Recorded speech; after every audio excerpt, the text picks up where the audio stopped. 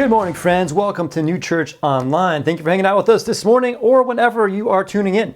A couple of things you probably saw in the announcements. We are kicking off this Operation Christmas Child Project. There's information on that in the newsletter or on the app. If you need a box and are not available to come up on a Sunday morning, let us know. You can pick it up from my house, or maybe we can drop one off to you. We got a men's group coming up. We're trying to figure out something for Friendsgiving. It may just not be possible, but we are not quite willing to let that idea die just yet. So stay tuned. Be sure to subscribe to the newsletter. Updates on the way. We're going to get into Acts 28 today. And if you were with us a couple weeks ago, we read part of this story. This is a story about Paul, who's a missionary. And he's a citizen of Rome. And now he's a prisoner of Rome for preaching a God other than Caesar. And he's on his way to an appearance in court in Rome, and the ship he was on goes through a series of unfortunate events and is caught in this massive storm, and it sinks and is shipwrecked, and now they've kind of washed ashore on this unknown island. And that's where he left it in Acts 27. And there was a lot of good things for us to experience in that story, but the story goes on. I just felt like I wanted to jump into that a little more today. Now we'll read it, and we're going to go through it, and just believe that God has something for you. It goes like this, Acts 28, once safely on shore from the shipwreck, they found out that the island was called Malta. So they didn't know what the land was. They didn't know what the shore was, but they found out it was called Malta. The islanders showed us unusual kindness. They built a fire and welcomed us all because it was raining and cold. Paul gathered a pile of brushwood, and as he put it on the fire, a viper driven out by the heat fastened itself to his hand. When the islanders saw the snake hanging from his hand, they said to each other, "This man must be a murderer. For though he escaped the sea, the goddess Justice has not allowed him to live." But Paul shook the snake off into the fire, suffered no ill effects. The people expected him to swell up or suddenly fall dead. But after waiting a long time and seeing nothing unusual happen to him, they changed their minds and said he was a god. So they thought he was a murderer. Now he thinks he's a god. There was an estate nearby that belonged to Publius, the chief official of the island. He welcomed us into his home, showed us generous hospitality for 3 days. His father was sick in bed, suffering from fever and dysentery. Paul went in to see him. After prayer, placed his hands on him and healed him. When this had happened, the rest of the sick on the island came and were cured. They honored us in many ways, and when we were ready to sail, they furnished us with all the supplies we needed. This is Luke. This is Paul's traveling companion. Luke is a physician. He's a doctor. He is a good writer. So he is penning this letter of Acts. And so that's where he's coming from in this story. But Paul has been on a big time journey. And this is the end of Acts, and in some ways the end of his story as we know it. And so they're in this shipwreck that was not a decision of his. He found himself in a bad place, but he arrived on this island. And they didn't know where they were going. Then they found out where they were. You ever visit a new place, and you're going to visit a new place, and someone's trying to guide you in, like you're on the phone or going back and forth.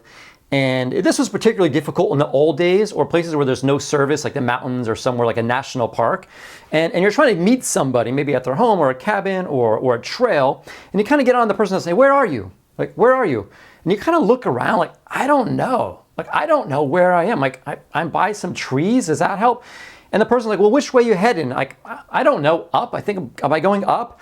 Like, can you see me waving?" "No, I can't see you waving. I see a horse. Is that you? Are you the horse?" Like, it just gets confusing when you don't know where you are. You can't get to where you're trying to go to. Someone's even trying to help you. It's frustrating not knowing where you are. You ever been in that place where you've just said, "I don't even know where I am right now. I don't even know where I am." I'm not talking about physically.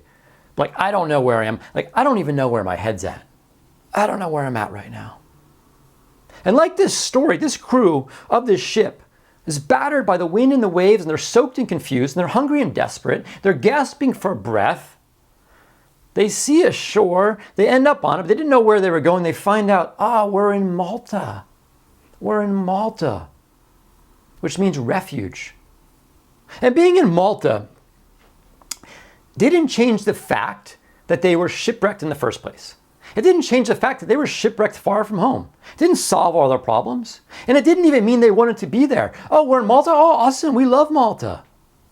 No, it didn't change that. It didn't change the fact that it was raining and cold. But at least they knew where they were. At least they knew where they were. And some of us need that right now. To know where you are, to find out where you are. Even if it's in a place you don't want to be, it allows you to put your feet on the ground and stand. And some of us need to ask God or call it out ourselves, like, this is where I am.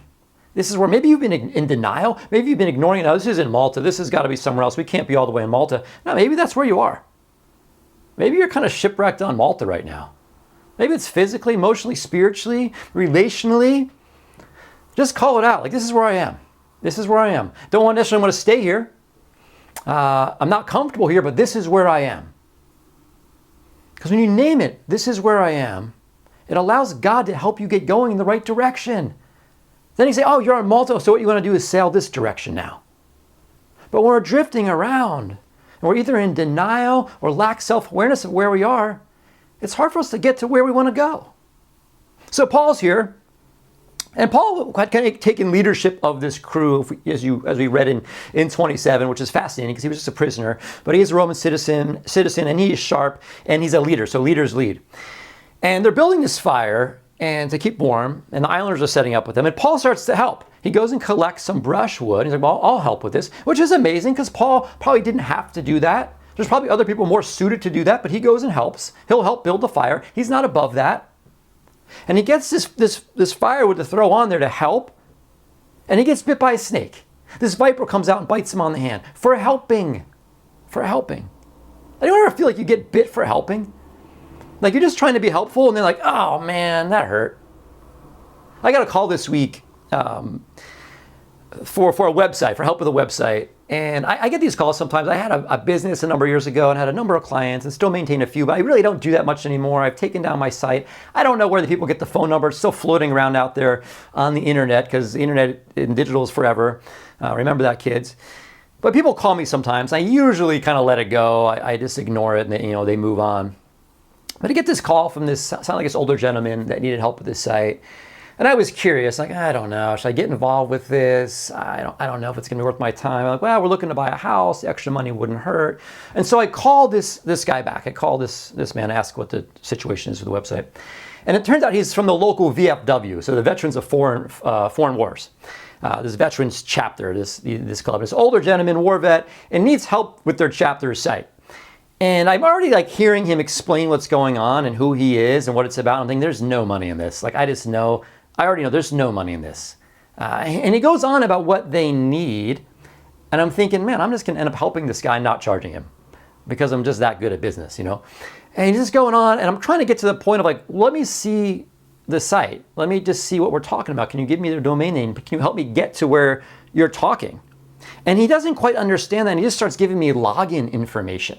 And his password and his name. And I'm like, hey, well, where do I go? He's like, oh, it's on the internet. I'm like, I know it's probably on the internet, but where? Like, how do you get to that? And he's like, oh, Wix.com, which is like the builder. And it's not even the site. I was like, all right, I'll find my way into there.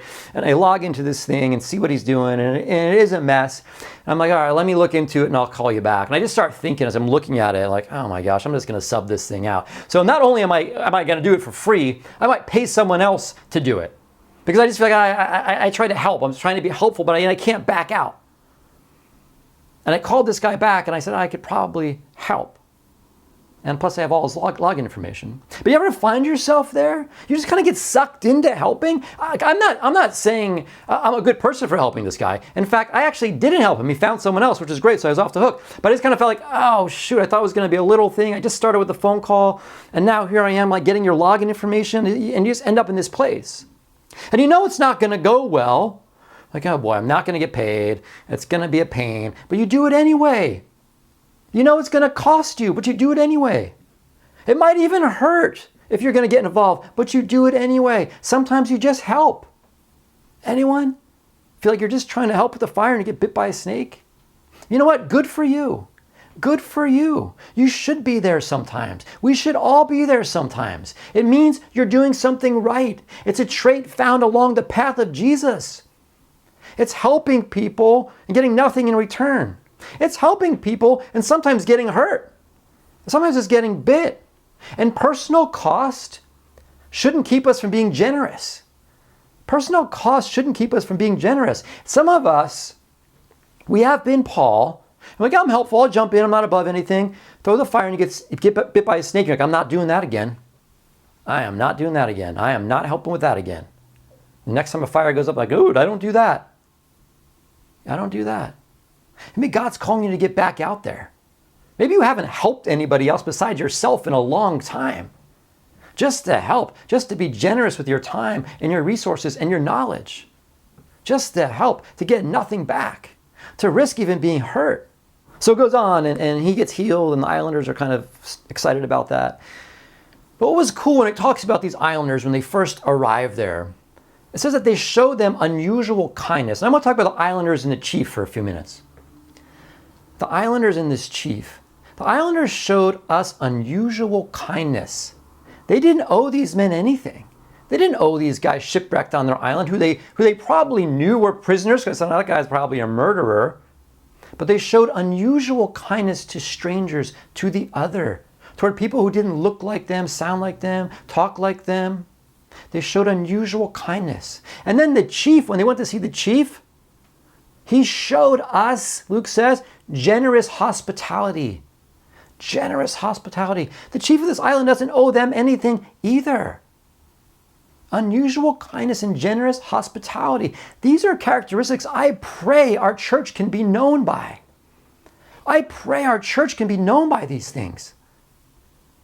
Unusual kindness, generous hospitality. And our church gets known by these things by you doing these things. By you showing these things. Because the key word in this passage is that they were shown. They were shown unusual kindness. They were shown generous hospitality. They weren't told, oh, these people are nice. No, they were shown unusual kindness. They weren't told, oh, go see the chief. He might be able to help. No, they were shown generous hospitality.